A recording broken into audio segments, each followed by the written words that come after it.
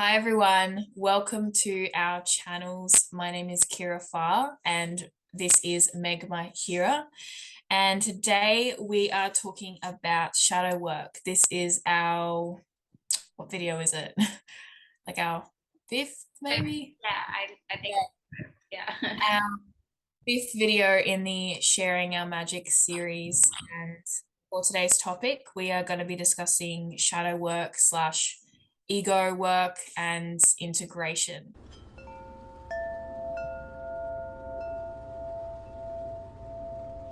So we'll start off with a little basic introduction to what shadow work is. So for me personally, shadow work is similar to or the same as ego work, so working with the ego. And when I say shadow, I mean the things that are hidden, that follow you around. So they're not necessarily the most obvious things, but the shadow to me is made up of all of these, not necessarily just darker aspects of the self, but that's definitely an element to it. But the subconscious, repressed aspects of self, our repressed dreams, our repressed desires, our repressed needs, our subconscious negative habits, self-limiting beliefs, our wounds, and essentially, I like to view the shadow as a black panther that is living in a very misty marshland that is quite frightening to people. But ultimately, it's actually a scared black kitten, but sometimes it comes across as a big black panther. So to me, that's how I view our shadow, and all of the stuff that's compacted into our shadow is a big jumbled up combination of our darkness, our wounds, our limits, our limitations, our repressed parts of ourselves, the rejected and shunned parts of ourselves. And shadow work is sifting through, uncovering, surfacing all of those things, laying them out on the table, organizing them, categorizing them, understanding them, loving them, forgiving them, accepting them, and learning to integrate those things into ourselves, become one with those things, heal aspects of the shadow. So some things that may come up are things like attachment styles, etc., like negative coping mechanisms, healing those things and working on connecting to your authentic self. That to me is how I would basically sum up shadow work and what I personally feel like it is. So Megma may have a similar or different definition for that. So I'll let her explain what she feels shadow work is. Yeah, I loved that analogy of the panther in the dark, misty marshland. And yeah, people are not only scared of the panther, they don't want to interact with their shadows, which is represented by the panther. They don't want to venture into those misty, marshy, secretive, kind of areas in our subconsciousness. This marshland is not out there in a location. This marshland is in our subconsciousness, and that kitty absolutely is frightened, and it looks like it will swallow you up, but it needs love. It needs some sunshine in that marshland, and you only can bring that sunshine into that marsh. So I absolutely loved how you explained shadow work and how we can look at it. And the other way that I sometimes describe shadows is like, if you think about when does shadow happen, when we restrict our own light. So everybody is born with the divine lights within them, and it is very much visible in children because they are more in touch with their light, and they haven't build these walls or obstacles that will restrict the light and cause the shadow to project on the external world. But as we grow up, and like you mentioned, that we, in order to be accepted in our society, within our family and friend circle, we repressed certain of our attributes, certain traits, certain desires, certain ways that we need to express ourselves, and we keep repressing them. We keep denying ourselves because we think by denying ourselves and keeping those parts hidden, we will be better at experiencing life. And that's the message that everybody of us grew up with. And this then, as you said, becomes a very jumbled knot.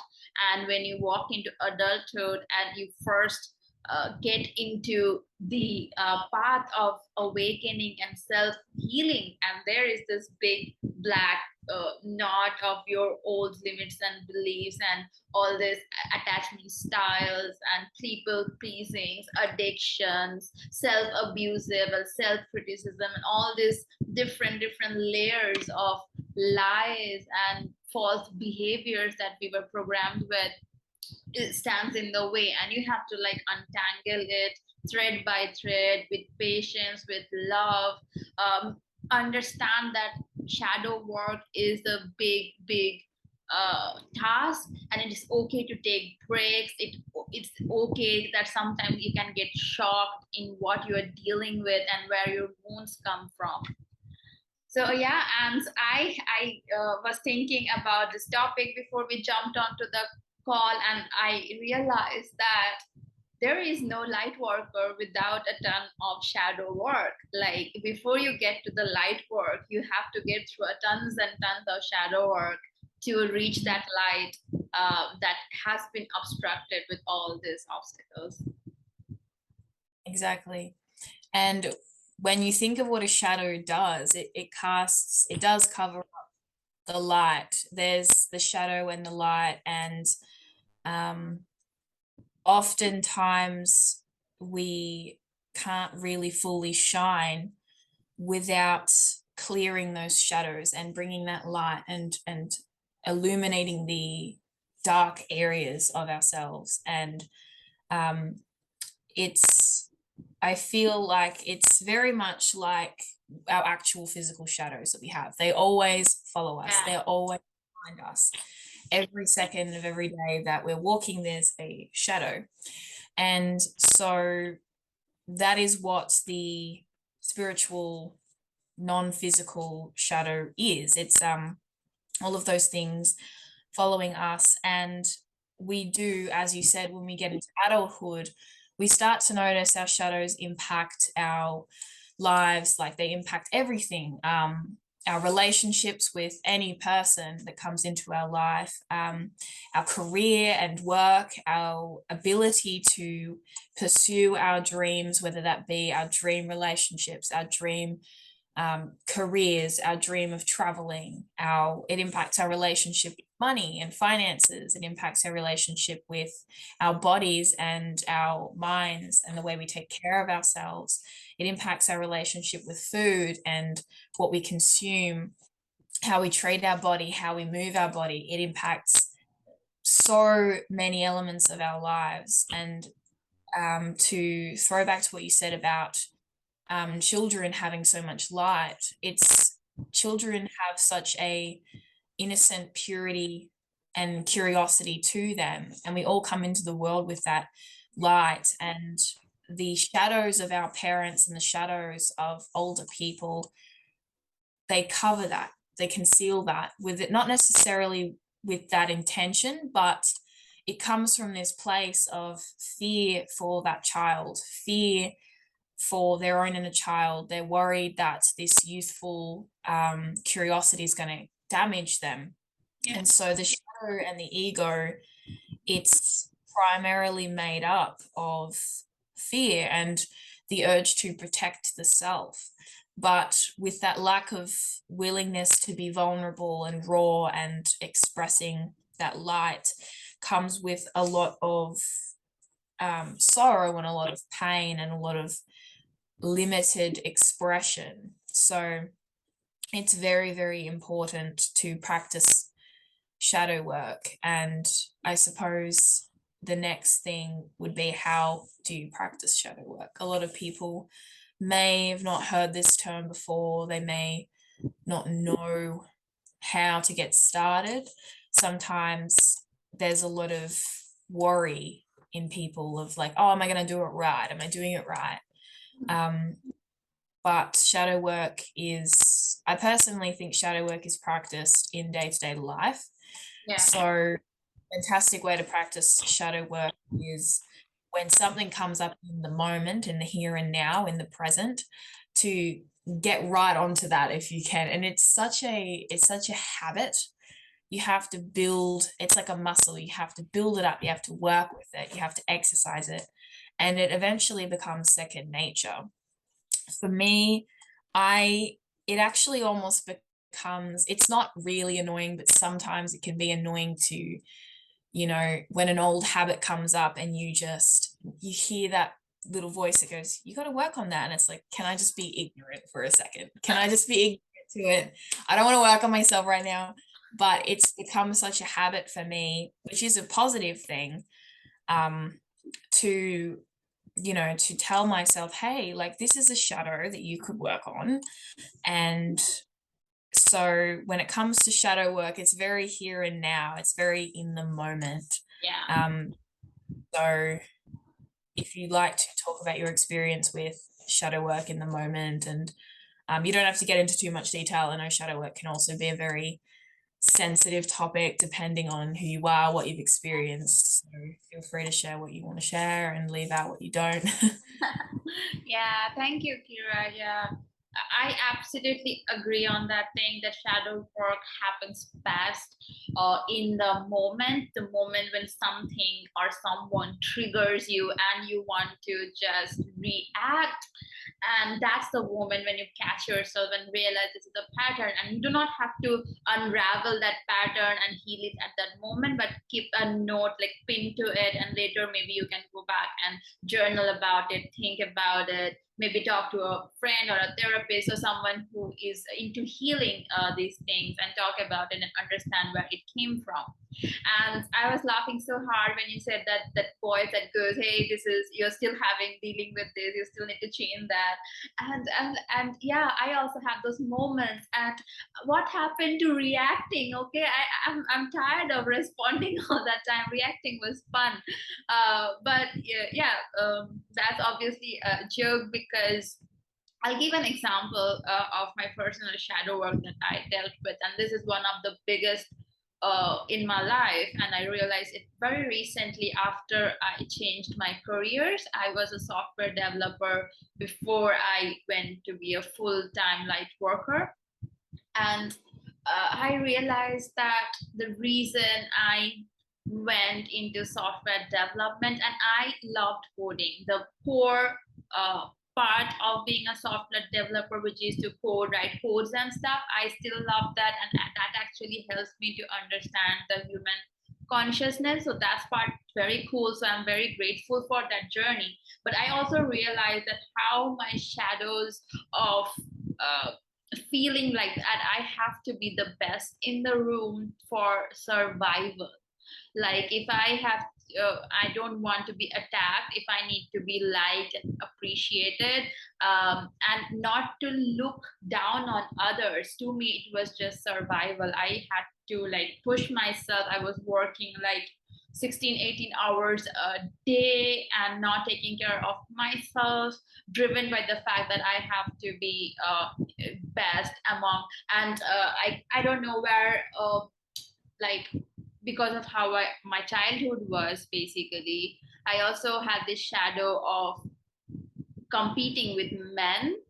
And I think like the feminist movement, a lot of, you can also observe it there, that women suddenly felt like they have to be equal rather than embracing how they're different and how that actually adds to humanity. We at a time we became very competitive and we wanted to do what men does, and we wanted to do that better. So I felt that personally in my life, and that led me to absolutely get detached with my feminine energies, which is something that I now realize I am here to embody my feminine magic. I'm here to work with that and provide that to the collective for healing. And yes, I also have masculine energies, but that's not what I am here to focus on this lifetime.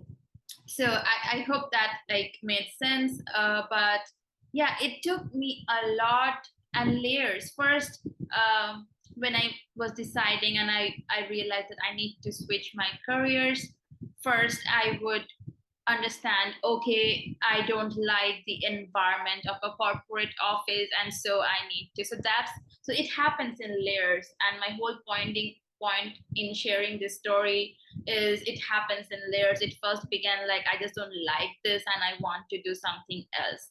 So and then I was taken back into a journey of realizing what the last decade has been to me, and I was living according to limited expression, like you said. Yeah. Uh, Yeah. I definitely agree with the happening in layers part of it. It's like peeling back aspects of your shadow layer by layer, and we can get into really heavy sort of stuff, or you could start with more surface level stuff, whatever that means for the personal individual. But yeah, it's definitely like sort of peeling back layers of something. And the shadow work, I think it just happens over the course of your entire life too. It's not to say that we can't heal, because we definitely can heal, but as we are progressing through our lives, we get new shadows. So we get new wounds, we get new potential traumas, we have new issues that prop up, and they can fuel an old aspect of self that we long dealt with, or they can create an entirely brand new one. And so shadow work is a constant process. It's a constant thing, and it doesn't have to, it's not to discourage success in shadow work. It's more so to say like, hey, you you will heal from these things, but there's always going to be new opportunities for growth, new opportunities for yeah, healing. And it's like, what was I going to say? There's, it's reoccurring. Like you go in waves. Sometimes you'll work on an aspect of yeah, self. You'll think you finished it, you healed, you're done. Couple down the road later on, like a couple years down the track, all of a sudden it's knocking on your door again, and it's like, guess what? Wounds to heal, things to do, shadows to work on.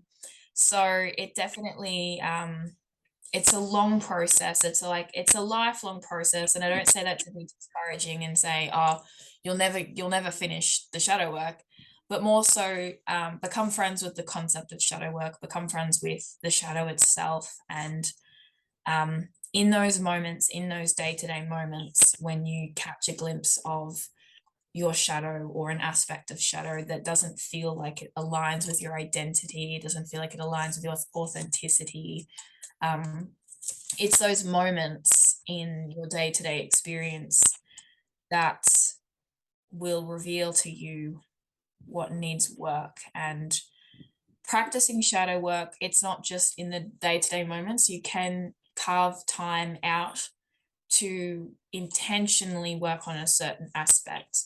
yeah, So you something come up in the middle of your day and you'd be like, oh, I didn't like how that went down. I didn't like that aspect of self. I didn't like what came out of me.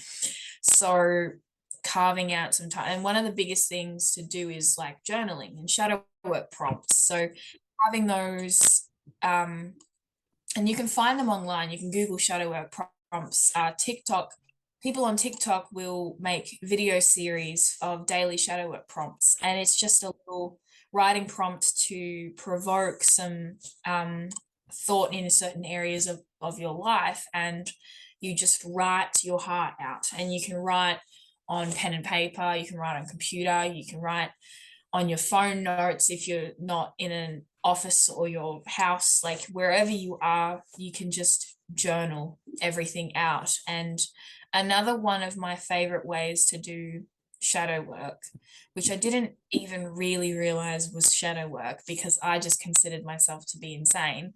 But I've always talked to myself, like Yeah. constantly, I've always talked to myself, and not just like muttering when I'm doing the dishes, but I like have always had fully fledged discussions with myself, and I would just talk about stuff. And it was always something that to me was normal. Like I would just talk and talk and talk and talk. There was no one to answer me, but I still talked anyway. I was just saying it as if there was someone kind of there, but there never was. So I was just airing what was in my head. And the act of physically saying the words made it feel different to just thinking it. It made it feel like it was clearing, like it was expressing, it was putting like physical energy to these thoughts. It was making them real. It was making them feel like they had structure and meaning.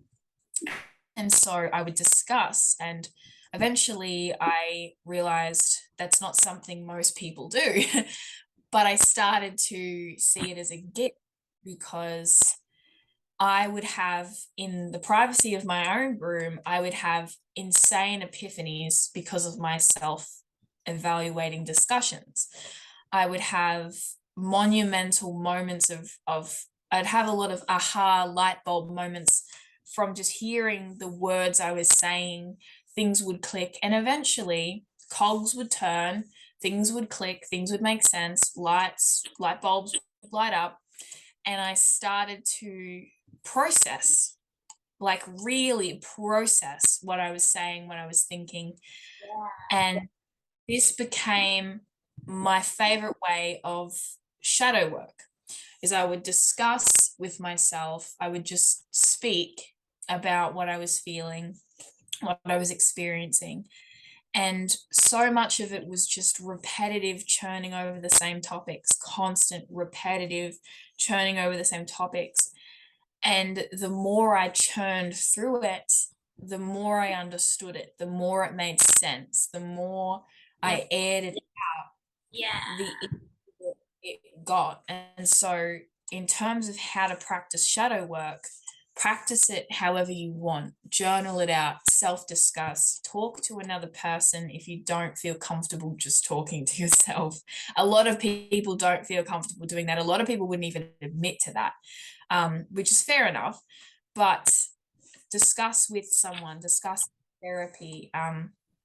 There are so many ways to provoke shadow work. And for me personally, yeah, that self-discussion is my favorite way of doing it. It's, and I love talking, so it's perfect.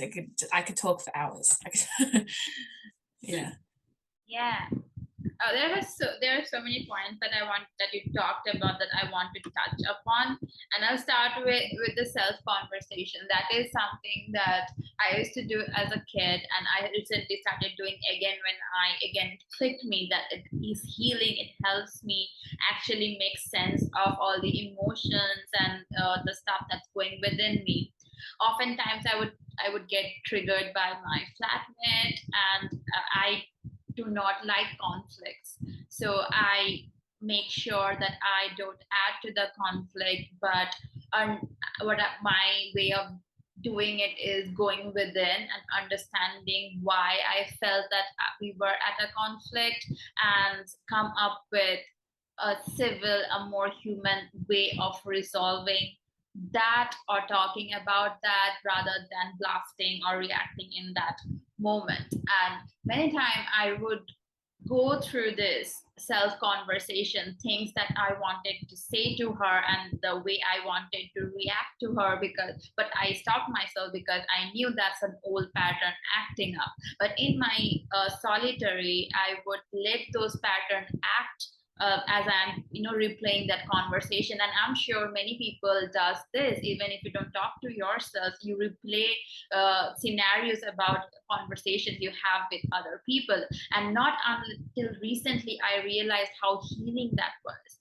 because when you let those patterns out loud, like you say, you hear yourself talk like that, you understand where it is coming from.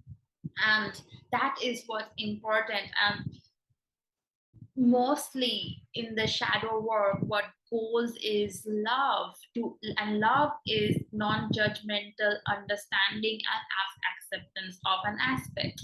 So you love that part of you that wanted to react, and you get the bottom of it, like where you felt insecure or attacked, that you wanted to do that. And when you do that over and over again, and that's the other thing that I wanted to talk about. Like last year I was in a very bad place after a breakup, and um, it took me months to make sense of that. And at times I would be pissed with myself because I would think that I am being like waking up every morning and being sad about the same thing. And I would say, hey, this is getting old, this is getting boring, like why are you still thinking about that? But when I observe myself, I realize that every time I'm thinking about it in a little different manner, and it's helping me to get the closure, to understand how that relationship and breakup actually served me, and slowly train myself to not focus on the hurt, but the focus on the service that this person did to me by coming into my life. And that takes time, and that takes repetition. And it's okay if you think you're not stuck, you are working your way through your shit, and it is okay to be repetitive, and it's okay to take time. uh, yeah, the third thing that I wanted to touch upon, because you said so many wonderful things and it made me realize a lot of stuff that I wanted to share, is you said something about, like, as you go on to life, shadow work follows you like your shadow. Like if you have a shadow, you will have shadow following you, and you will do shadow work, and new uh, things will come up to be healed and dealt with. And that made me think about shadow work as doing exercise. And everybody knows that you can do exercise for a year, but you have to continue that lifestyle to make sure you have a healthy body throughout your life. And shadow work is like that for your self awareness and your spiritual self. So it's like a spiritual exercise, and it helps me to think about it like that. And that helps me not go down the line, I'm never going to heal. Is healing is a continuous process, healing is a lifestyle. And what I also observed, sometimes the shadows that come out of me and affect my life and my relations and stuff, sometimes they are not even mine. They have been given to me by my parents. And I am in the scenario where I haven't been ever before in this lifetime. And I could react exactly like my mom does or did from her shadow. So that's also a very interesting aspect of shadow work to lean into and to work with, because it reminds us that we are healing so much for the planet and for the future generations. And our parents did not have this awareness. Nobody was talking about shadows and ego and shadow work and how to deal with them. Nobody was giving examples of how to peel those layers. And for that reason, those poor souls had to live their entire lives with those beliefs, with those patterns stuck to them, because they had no awareness or tools to detach from those patterns or change those patterns into something that will actually help them and their family. So we have this amazing blessing of awareness and these tools and discussion to actually do active intentional shadow work and heal our life. Yeah, exactly. Yeah, so to stem from what you said about the shadows being other people's, that does happen a lot. An example of that I can relate to for myself is my relationship with money.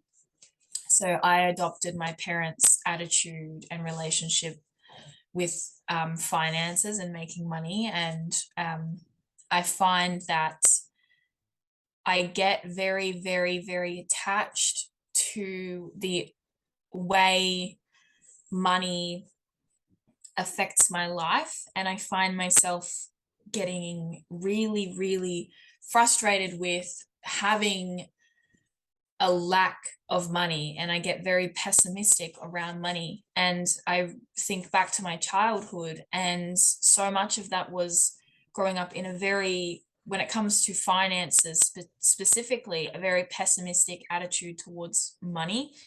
And so that's something that I adopted, that I didn't originally, I wasn't born with that attitude with money. I didn't have a concept of what money was. It was passed down, that attitude towards money. And it's very understandable when you're, you know, like lower middle class or lower class, to have that attitude with money. And it can be scary to think about how money can dictate your life and control your life. And it's an unfortunate reality. And so it was very easy for me to fall into that pattern. And that's something that I have been working on, alongside working on my attachment to the material world.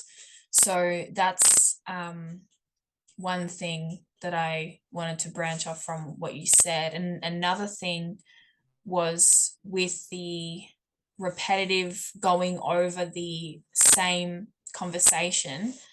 I think that's so beneficial, because when you go over the same thing again and again and again, and as you said, like looking at it in a different way each time, like looking at it, it's sort of like a dice. It's got all these faces, and you're able to look at each face and see the different perspective. And for me, that happened really recently with how I was viewing connections with people and relationships to people. And I went through very recently a lot of shadow work about my attachments, in regards to my attachment styles and my way of connecting with people and my fears around people. And I was able to discuss it with myself and sort of talk about it and replay it over and over again. And I came to a much healthier, brighter conclusion. But I did have all of these different perspectives, and sometimes I get caught in the perspectives. Like I have so much, like we discussed it, I think, in another video, where when you have such an open mind, all these perspectives can, like, it's like going back to all these perspectives, and you can get so caught up in it that you're like, I need to be less diplomatic and less open-minded just so I can survive this. um, so, but because I was seeing all of these sides on this die, all these faces, it was like I could come to a conclusion that was healthy and respectful of myself and others involved, and that actually eased my concerns with how I attach myself to people.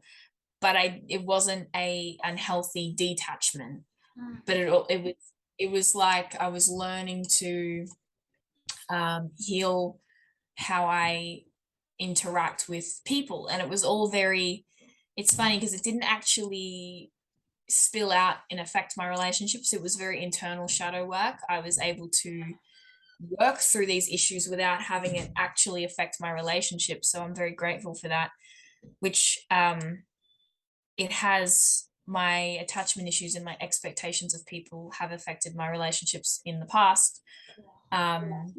But they didn't this time. And I was able to go through that process of shadow work quietly without it spilling out over into my reality, and heal so much so that I can have healthy expectations of the people in my life, healthy expectations of relationships with people, healthy attachments, and really sort of have a better understanding. And the way I did that was, yeah, that self-evaluation, that discussion, that repetitive thinking and talking about the scenarios that were coming up for me, the feelings I was feeling. Because there's so much there's so many different sides to everything that, you know, going over it, flipping it over, looking at it, seeing it with fresh eyes in a new day, allowing yourself the time and space and having that patience for yourself to go over that and not rush what you're feeling, not be frustrated with yourself. And it's easy to be frustrated with yourself because you want to get over it. You don't want to be, oh, you're still stuck on this one thing, or you're still stuck on this one attitude, or you're still feeling bad about this. Sometimes it can take years to get over something, you know, sometimes it can take time. And it's important to have that self-respect and that patience to allow yourself adequate timing for healing to occur. Yeah. Yeah, doesn't it feel good when you realize that you are in the middle of that, a conversation or a relationship, and you can observe your patterns coming up, but at the same time, you can, let yourself work in the background and maneuver that situation and yourself and what's coming up so expertly, and you realize that this wasn't the person before, and how much you have grown and evolved and learned and applying. And so wonderful feeling, and it really shows that because of this practice of self-awareness has given us such beautiful tools and gifts that we can use throughout our lives in so many situations, because people and relationship will come and go in our lives, and that's what 90% of the human life is. It's about the relationship, the people around us and others. And yeah, there was something else I wanted to add. Um, yeah, I guess it was around the fact that yes, that overwhelm of the different perspectives, and sometimes it is you can get too caught up. And I've been there, and that actually scared me at one point, because I started to believe that I'm going off the rails, and I'm letting myself being caught in this web of my own fears and doubts and different perspectives, and it was a little scary. But what helped was to take breaks, to come back to the present moment, make sure I was taking care of my body, I was taking care of my duties in real life, and having and enjoying something. It could be something as a tea in the garden, or reading a book, or having very relaxing time, because it's a lot of mental work. And the cruel part of it, which I felt, was it's continuously running in your head and it's exhausting you, but the people in front of you don't see it. They just see like this all the time. But you are working and dealing with so much shit, so give yourself rest and have some fun in between. Take breaks when you are in intense shadow work. That will actually help you to maintain some energy and perspective in the real time as well. Yeah, I'm really glad you mentioned that because I actually was about to mention it because I was thinking it as you were speaking. Um, the whole, you know, people can't see the work you're doing because it's not a 9 to 5, it's not a job, it's not a task that involves you actually going out and doing something. For 2 years after I left school, I was doing nothing. Like I was physically doing nothing. I didn't have a job. I didn't have goals. I was very depressed. I struggled through school because of that. And these 2 years of doing nothing on the outside, I was doing so much on the inside. And then I had another 2 years where I was doing even more on the inside. And it was only in 2021, after those 2 years of seemingly nothingness, that I started to go out into the world, that I got my job and then I got my shit together and in the external world. But I had been getting my shit together for a lot longer than that. There was so much. It was repetitive, constant cycling through trauma, through pain. And I felt so bad about myself because I wasn't working. I wasn't going to university. I wasn't doing anything. I didn't have friends or a relationship, or I wasn't eating healthy. I wasn't exercising. I wasn't doing enough. I wasn't working hard enough. I wasn't seeing myself out in the world the way everyone else was, but I was doing so much internally and I couldn't actually see external progress until I started the shadow work.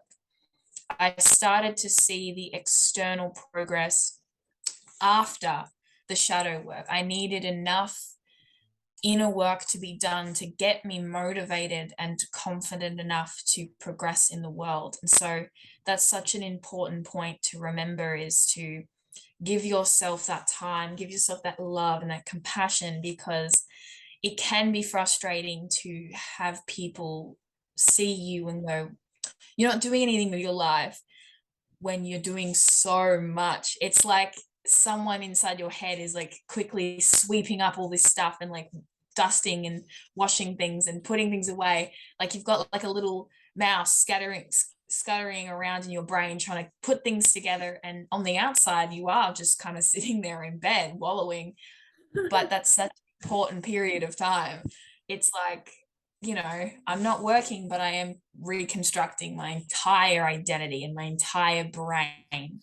And so I'm glad you mentioned that, because it's so important for people to realize that shadow work is shadow work. it's it's work. It It's really, called work really, for a reason. Yeah. yeah, it's rewiring your brain. And that's something that a lot of people really never do, you Yeah, know. never. As you said before, with the older generation especially, they never change, they just stay the same, and it's sad and frustrating, and you can't be the one in their brain doing the work. They have to do it.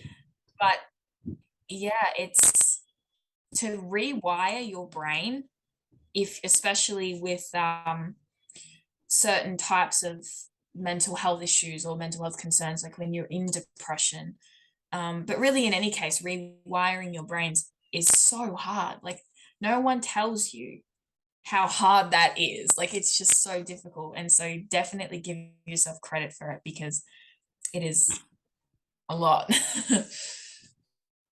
Yeah, wow. Like I'm having tingles all over my body because that hits so deep and it's hits so true. And I'm sure, especially during the first couple of lockdowns, when people of our generation who were meant to be activated and change and show up differently to the world went into this isolation, and so many of us was in this same exact description that you just said, that we're on the bed, not able to function properly, like Mhm. no idea how the next meal will come from, and just, but there's so much, you're so tired and you're crying, and it's, and at that point did we know that we were actually reconstructing our entire identity?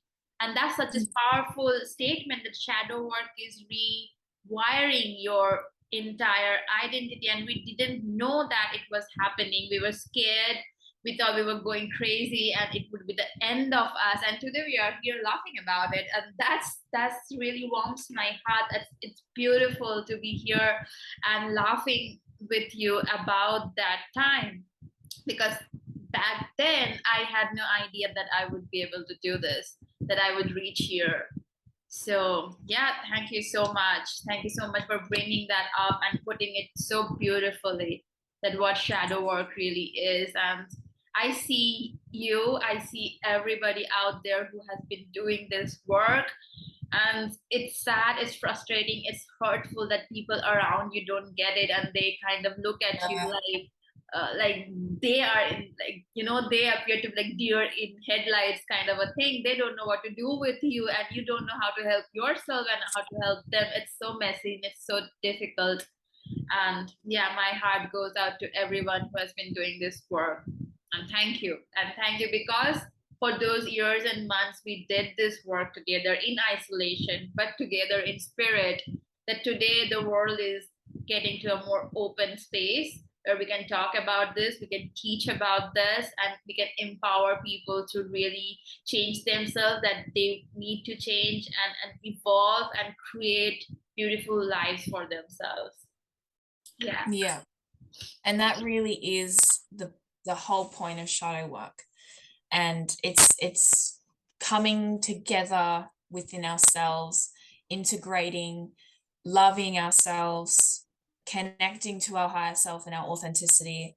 And from that space, from that higher vibrational space, from that more loving and open space, we create deep, powerful connections with other people. And the whole idea of shadow work is, overall, to sum it up, is healing and self-love and connection and ascension and growth. And it's such a powerful practice. It takes emotional energy, and it gives you emotional intelligence, which is such an underrated form of intelligence. Like, I mean, I can't do math very well, but I'm way more emotionally intelligent. Like, I don't ask me to do algebra, but I can tell you about shadow work. I can tell you about the ins and outs of my brain. I can tell you about so many things. And I feel like emotional intelligence is something that the world, as just one big human culture, can really, really learn from and prioritize, because it's so important Yeah, to work with shadows. the computers can do the math for us now, so can we get Exactly. for emotions? Yeah, but they can't help us with our hearts. They can't put together the answers for us when it comes to how we heal, how we ascend, how we love. It's a very watery world as opposed to a very analytical Yeah, world that we're working with. yeah.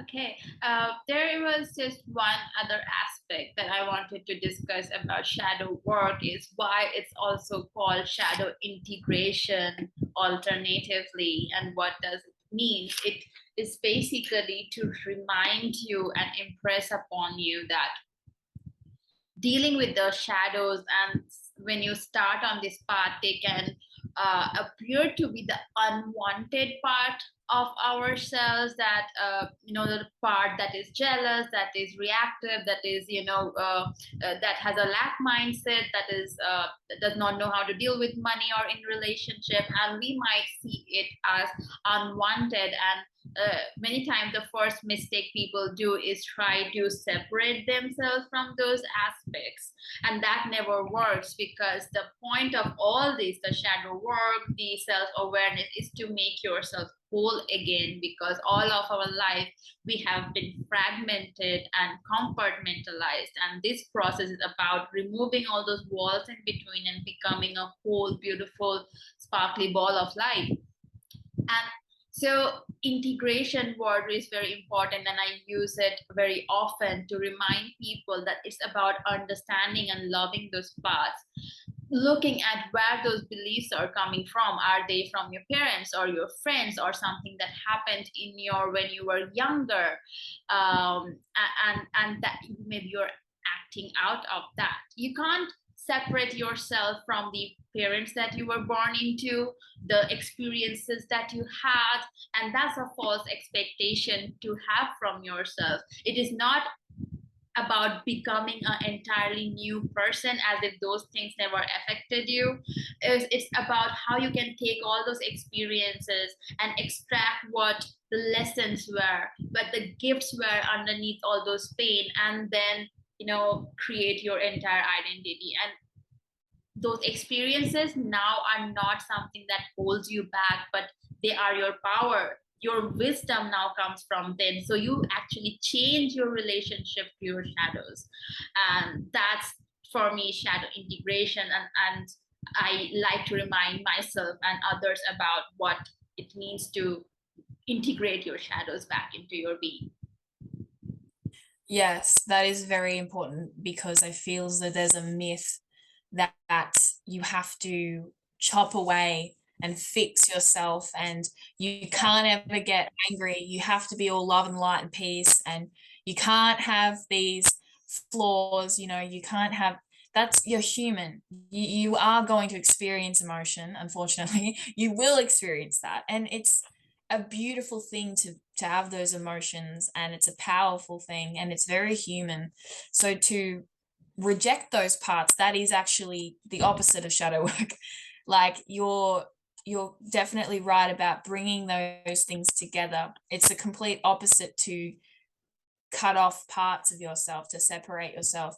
That's what we're trying to reverse. We're trying to bring ourselves into wholeness as opposed to um you know putting more walls in between those parts. And it's very easy to feel as though another thing is you can also slip into this mindset of feeling as though you have to finish this work to be loved. Like you have to be fully healthy, to be fully happy. You have to have no shadows around you. You have to be perfect. You have to fix it. And then there's this trap that I myself sometimes fall into, and that is the okay, how can I fix myself? How can I make myself better? And it's like, I don't want to turn the shadow work into a kind of a perfectionism type of thing. So, another sort of myth about that shadow work is that, or the shadow integration, is that you have to be absolutely free of anything that realistically makes you human. So, like, your shadows make you human. You're going to experience those emotions and the situations and those triggers. The myth is that you have to be free of those things and be super in control of yourself all of the time to be a lovable, whole, happy individual. Like you don't have to do that. So I'm glad you brought that up because I feel as though that's very important for people to remember about this whole process, that it's the togetherness, not the further separation that we're trying to achieve. Yeah, yeah, that's a beautiful reminder. And yeah, I'm glad you brought up and explained the myth around being perfect and totally healed before you get to experience anything good in your life. That's again another limiting belief. And because anything that feels that you are restricting yourself, you're limiting yourself, you should look at with more love and see where it's coming from. And yeah, that's very important, and it's very rampant. I've seen it within myself as well, that sometimes when I have these questions like, if I'm doing all this work, why aren't things showing up? And you kind of blame yourself because you're Yeah, not doing it well enough. And that's one of the wildest, stupidest thing that you can say to yourself, because it takes so much work, and it's difficult for us sometimes to appreciate the efforts that we're putting in, because the people around are physically aren't able to see it, so we don't have that instant validation mirroring back to us that you're doing a great job. So self-compassion and seeing yourself for the hard work you're doing, and this is hasn't been done in generations, so this is totally new, and this is what's evolving the human species. So what you're doing in your room on your bed while you're in your hoodie and your blanket, it's so important for the next generation. Don't forget about that. exactly. And it's the next generation that will come after us. Like there are people in a generation who are light workers who will have children, and those children will be in a much safer environment and have a lot less shadow to work with, a lot less congested kind of generational curses to lift. They're going to have a lighter time and a lighter life. It's not to say that they won't have shadows, they won't have traumas or experiences that will require that self-work, but it's going to be easier, it's going to be Yeah, lighter, it's going to be it's more gonna available for them.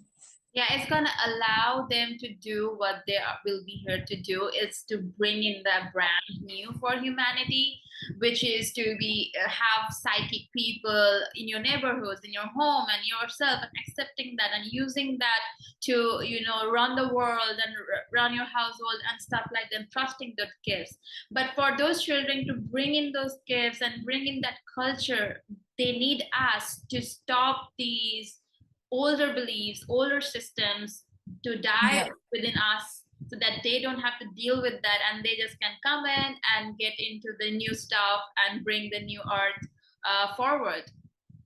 Yeah. We're creating that safe Yeah. blanket for them that blocks out, and we've healed so much of the old stuff.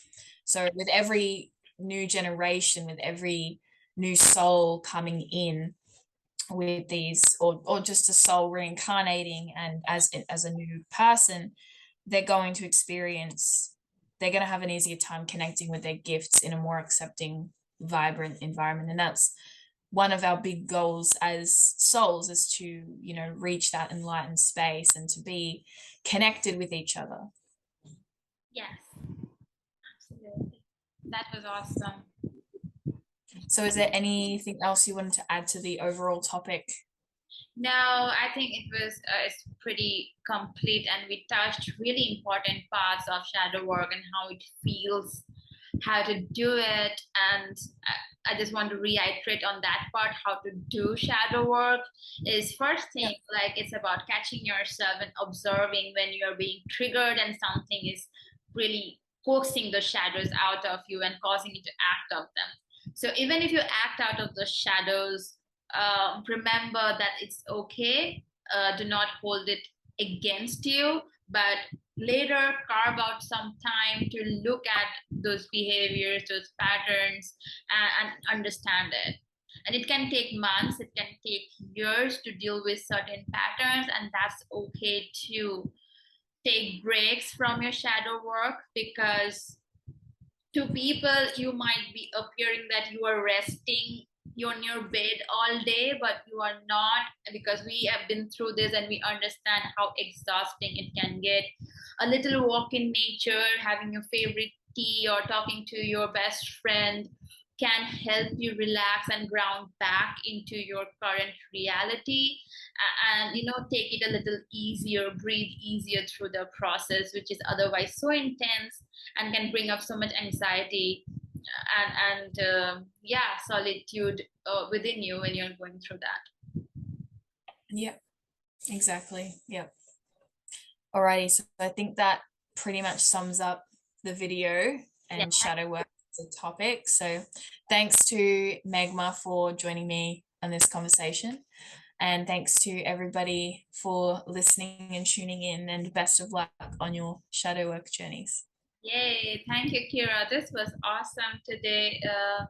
And yeah, we will see you guys again next week with another topic about the light worker journey. Bye. Bye.